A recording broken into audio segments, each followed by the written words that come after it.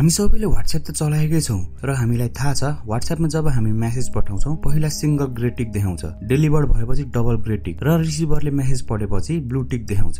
तर इमेजिन गर्नुस् एक दिन बिहान उठेर तपाई साथीलाई गुड मर्निङ भनेर मेसेज पठाउनुहुन्छ र सधैँ जस्तो सुरुमा सिंगल ग्रे टिक त्यसपछि डबल ग्रे टिक देखाउँछ। तर जब तपाईको साथीले मेसेज हेर्छन् यसपालि ब्लू टिकको ठाउँमा रेड टिक देखाउँछ। त्यो देखेर तपाई अचम्म पर्दै सोच्नुहुन्छ सायद WhatsAppले नयाँ अपडेट ल्यायो होला। तपाई तुरुन्तै साथीलाई मेसेज पठाउनुहुन्छ, WhatsAppले नयाँ अपडेट ल्याए जस्तो छ। अब मेसेज सिन भएपछि ब्लूको ठाउँमा रेड टिक देखाउन थालेछ। तर तपाईको साथीको जवाफ आउँछ WhatsAppको टिक त सधैँ रेड नै थियो नि, कहिले चाहिँ ब्लू थियो र? तपाईलाई विश्वास लाग्दैन। तपाई आफ्नो पुरानो स्क्रिनशटहरु हेर्न थाल्नुहुन्छ तर सबै स्क्रिनशटमा रेड टिक नै हुन्छ। त्यसपछि तपाई गुगलमा सर्च गरेर हेर्नुहुन्छ तर सबै ठाउँमा रेड टिक नै भएको देखाउँछ। WhatsAppमा कहिले पनि ब्लू टिक नै थिएन। यस्तो अनुभवलाई हामी मेन्डेला इफेक्ट भन्छौं। नमस्ते साथीहरु, स्वागत छ तपाईहरुलाई MHC नेपालमा। आजको एपिसोडमा हामी एकदम रोमाञ्चक विषय मेन्डेला इफेक्टको बारेमा कुरा गर्न गइरहेका छौं र यसको केही उदाहरणहरु पनि हेर्नेछौं। मेन्डेला इफेक्ट, जहाँ वर्षौंदेखि मान्छेले मानेको विश्वास गरिरहेको कुरा सबै झुटो हुन्छ र वास्तविकता भने अर्कै हुन्छ। यो भिडियोमा भएका पात्रहरु हाम्रो पछिल्लो भिडियोका सब्स्क्राइबर्स टुलिप उप्रेती र सागर कोइरालाको फोटो लिएर बनाइएको छ। यदि तपाईहरु पनि आफ्नो कुनै कथा YouTube मार्फत देखाउन चाहनुहुन्छ वा AI ले बनाएको आफ्नो अनुहारको भिडियो हाल्न चाहनुहुन्छ भने हाम्रो च्यानललाई सब्स्क्राइब गरेर हामीलाई इमेल गर्नुहोस्। हाम्रो इमेलको लिंक तल डिस्क्रिप्सन बक्समा छ। र आउनु सुरु गरौं। Mandela effect. मेन्डेला इफेक्टको सुरुवात कसरी भयो त? सन् 2009 मा फियोना ब्रुम नाम गरेकी एकजना प्यारानर्मल रिसर्चरले एउटा जटिल सम्झना याद गर्छिन्। उनी एकदम विश्वासका साथ भन्छिन् कि नेल्सन मण्डेलाको मृत्यु 1980 को दशकमा जेलभित्र भएको थियो। उनले मण्डेलाको मृत्युको समाचार, उनकी श्रीमतीको भावुक भाषण, शहरमा भएका दंगा र दुनियाँले एउटा महान व्यक्तिको मृत्युमा शोक मनाएको कुरा स्पष्ट रूपमा सम्झिन सक्थिन्। तर जब उनले मण्डेला अझै पनि जिउँदै भएको र 1990 को दशकमा जेलबाट छुटेर साउथ अफ्रिकाको राष्ट्रपति भएको कुरा थाहा पाउँछिन्, उनी आफू गलत भ्रममा भएको भनेर यो कुरालाई बिर्सिन्छन्। तर कुरा भने यही सकिँदैन। 2009 को एउटा साइन्स फिक्सन एन्ड फ्यान्टासी कन्भेन्सनको सम्मेलनमा उनी एकजना सेक्युरिटी स्टाफसँग यो कुरा गर्छिन्। सेक्युरिटी स्टाफको कुरा सुनेर फियोनी अचम्मित हुन्छन्, किनभने सेक्युरिटी स्टाफलाई पनि मेन्डेलाको मृत्यु 1980 कै दशकमा जेलभित्र भएको अनि उनको मृत्युको समाचार र उनकी श्रीमतीको भावुक भाषण सुनेको सम्झना हुन्छ। त्यसपछि खोज्दै जाँदा मण्डेलाको मृत्यु 1980 कै दशकमा भएको सम्झना भएको थुप्रै मान्छे भेटिन्छन्। धेरैजना मानिसहरूको समूहलाई एउटै खाले गलत सम्झना कसरी हुन्छ भनेर उनी स्तब्ध हुन्छन् र यो कुरालाई उनले द मेन्डेला इफेक्टको नाम दिन्छन् र यही नाम गरेको एउटा वेबसाइट पनि बनाउँछन् जहाँ मानिसहरूले एउटा कुरालाई वास्तविक ठानेको तर वास्तविकता अर्कै भएका सम्झनाहरू राख्न सक्थे। थुप्रै मानिसहरूले आफूलाई कुनै फिल्म, गीत वा ब्रान्डहरूको बारेमा गलत सम्झना भएको कुरा उनको वेबसाइटमा राख्छन्। अहिले पनि रेडिटमा हेर्दा कयौं मानिसहरू मण्डेलाको मृत्यु 1980 कै दशकमा भएको सम्झना भएको भन्छन्। यो कुरा त्यतिबेला इन्टरनेटमा धेरै भाइरल भएको थियो र यसको बारेमा 2019 मा द मेन्डेला इफेक्ट नाम गरेको फिल्म पनि बनेको छ। हामी सबैले पनि अनजानमा मेन्डेला इफेक्टको अनुभव गरेको हुन सक्छौं। आउनुस् केही परिचित उदाहरणहरू हेरौं। हामी सबैलाई कोका कोला त थाहा छ। यो तल देखाए मध्ये कुन चाहिँ लोगो तपाई विश्वासको साथ यो चाहिँ हो वा यो चाहिँ होइन भन्न सक्नुहुन्छ?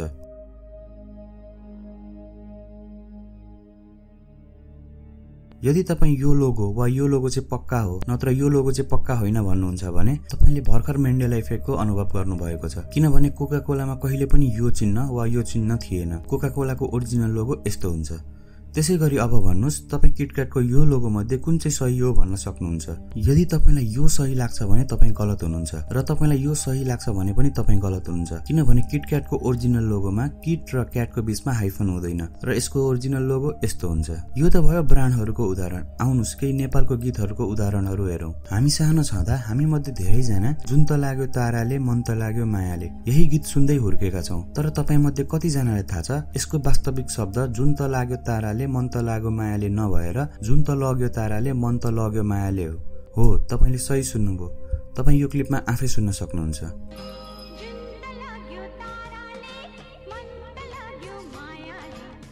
यदि तपाई पनि जुन त लाग्यो ताराले गाउनुहुन्थ्यो भने तपाई मात्र एक्लो होइन। विगत समयमा यस गीतमा धेरै कभर सङहरू निकालिएको छन् र ती मध्ये धेरै जनाले जुन त लाग्यो ताराले नै भनेर गाउनु भएको छ। तपाई आफै सुन्न सक्नुहुन्छ।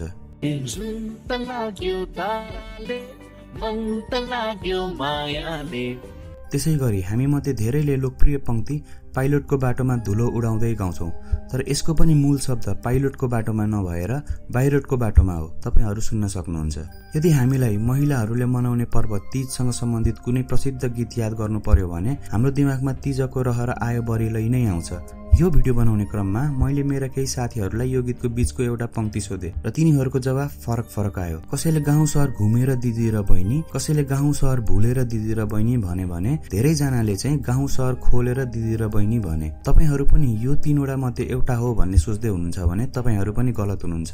वास्तवमा यसको ओरिजिनल शब्द गाउँ स्वर खोलेर दिदी र बहिनी हो। त्यसैगरी अर्को महान चाड तिहारमा जहाँ हामी देउसी खेल्छौं र देउसी खेल्दा भट्ट्याउने क्रममा हामी यसरी भट्ट्याउँछौं, आहै भन मेरा भाइ हो, आहै रामरी भन। तर त्यसपछि के भनिन्छ? हामी मध्ये कोही ए शोर्मीलाई कन हो भन्छौं भने कोही शोर्मीलाई भन हो भन्छौं। युट्युबमा सुन्दा पनि दुवै लाइन गाएको सुन्न सकिन्छ। आहै शोर्मीलाई भन, ए शोर्मीलाई कन।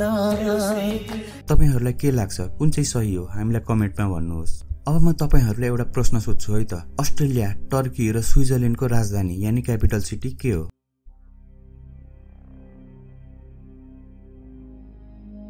यदि तपाईहरुको उत्तर अस्ट्रेलियाको सिडनी वा मेलबोर्न, टर्कीको इस्तानबुल र स्विजरल्यान्डको ज्युरिच हो भने तपाई फेरि पनि मेन्डेला इफेक्टको प्रभावमा पर्नु भएको छ। किनभने अस्ट्रेलियाको राजधानी क्यानबेरा, टर्कीको अंकारा हो भने स्विजरल्यान्डको राजधानी बर्न हो। हामीले मेन्डेला इफेक्टको उदाहरणहरू त हेरौं, तर यस्तो किन हुन्छ?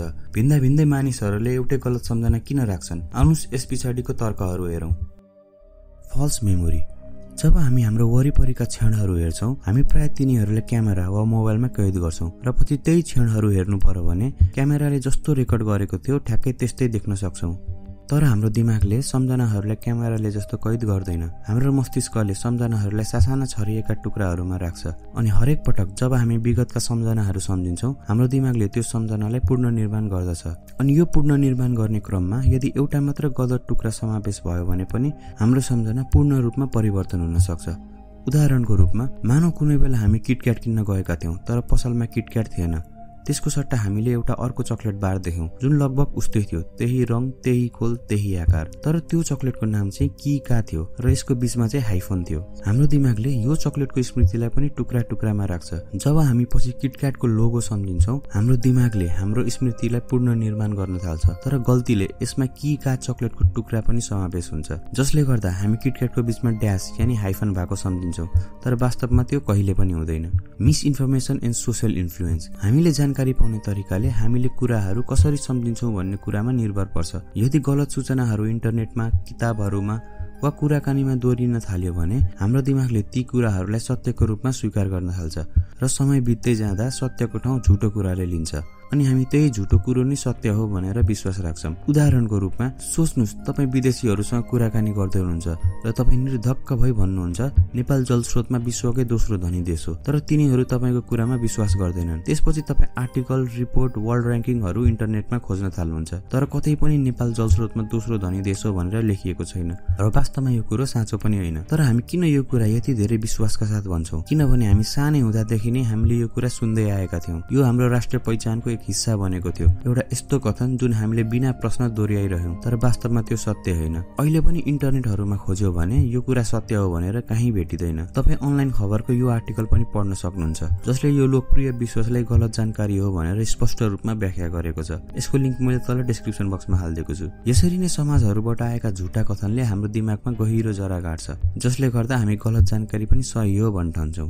Parallel universe theory. केही मानिसहरू मेन्डेला इफेक्टलाई प्यारलल युनिभर्सको अस्तित्वको प्रमाण पनि मान्छन्, जसले हामी प्यारलल युनिभर्स थ्योरी भन्छौं। वैज्ञानिकहरूले प्यारलल युनिभर्सको अस्तित्व हुन सक्छ भने प्रमाणित गर्न सफल भएका त छैनन्, तर यो असम्भव छ भनेर पनि प्रमाणित गर्न सकेका छैनन्। यो थ्योरीले भन्छ कि यस विशाल ब्रह्माण्डमा अनगिन्ती समयरेखा यानी टाइमलाइनहरू छन् र हरेक समयरेखा एक अर्का भन्दा अलिक फरक छन् अनि कहिलेकाहीँ अनजानमा हामी एउटा समयरेखाबाट अर्को समयरेखामा सर्न सक्छौं र एउटा समयरेखाको सम्झनाहरू बोकेर अर्को समयरेखामा आउँछौं। यसको एउटा सानो उदाहरण हेरौं। भारतीय अभिनेता अमिताभ बच्चनको आइकनिक फिल्म शहंशाह तपाईले हेर्नुभएकै होला।